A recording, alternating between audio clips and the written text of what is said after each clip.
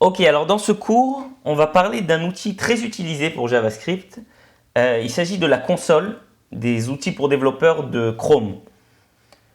Ok, donc on met en place. Donc pour afficher les outils pour développeurs de Chrome, il y a plusieurs façons. La première, c'est de cliquer droit quelque part sur l'écran et de faire inspecter éléments. Et vous voyez, ça affiche tous vos outils ici. Maintenant, une autre façon, c'est par exemple de cliquer ici, de faire plus d'outils et d'aller sur outils pour développeurs directement ici. Okay, il y a également un raccourci clavier, CTRL, SHIFT et I. Voilà. Donc la console, comment on y accède?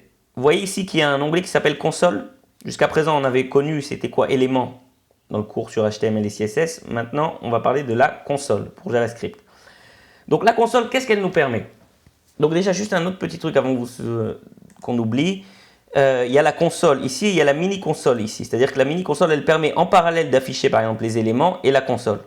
Donc nous, on veut en voir plus à l'écran. On va oublier la mini-console et on va aller directement à la console normale. Donc voilà la console. Qu'est-ce qu'elle nous permet? Elle nous permet d'exécuter et d'afficher du JavaScript à l'écran. Je m'explique. Je vais dire quelques petits trucs là qui ne vont pas vous parler parce qu'on ne les a pas encore vus ensemble, mais on va les approfondir par la suite. Une des fonctions de JavaScript, c'est par exemple la fonction alerte qui permet d'afficher un pop-up à l'écran. Donc si je viens là et j'écris alerte avec un message particulier, par exemple hello, voilà, et que là je tape sur entrée, vous voyez, ça m'a affiché un pop-up ici à l'écran avec le message hello. La seule façon d'arrêter, c'est de mettre OK ou de fermer le pop-up. Donc ça, ce alerte, c'est une fonction de JavaScript. On va mettre OK. C'est une fonction de JavaScript. Donc je l'ai tapé dans ma console et ça m'a permis de l'afficher directement mon pop-up. Donc ça m'a exécuté du JavaScript. Donc là, faites pas attention à marquer undefined, c'est tout simplement parce que cette fonction ne retourne pas de valeur. Voilà. Un autre outil très utilisé avec la console, c'est ce qui permet de loguer. Okay, par exemple, imaginez que vous avez un certain processus dans lequel il y a l'étape 1, l'étape 2, l'étape 3 et à chaque fois vous voulez savoir à quelle étape vous êtes arrivé et suivre le processus dans la console. Donc, dans votre code JavaScript, là on va le taper directement dans la console, mais normalement imaginez que vous le faites dans votre code JavaScript, pas dans la console, et que le résultat s'affiche dans la console.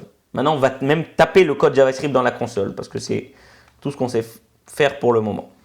Donc, console log, c'est-à-dire que je log dans la console un certain message. Par exemple, nous on va loguer le message, on va dire, voilà, je suis arrivé à l'étape 1. Étape 1. Ok? Donc là, si je tape sur entrée, vous voyez, il m'a écrit étape 1. Tout simplement parce que je lui ai demandé de loguer dans la console l'étape 1. Ok, ça aussi c'est également une fonction de JavaScript, donc je l'ai tapé ici. Et ce qui est le plus important, c'est de voir que ça m'a écrit dans la console le étape 1. Donc voilà, on vient de faire connaissance avec la console des outils pour développeurs de Google Chrome. Sachez qu'on va beaucoup l'utiliser par la suite.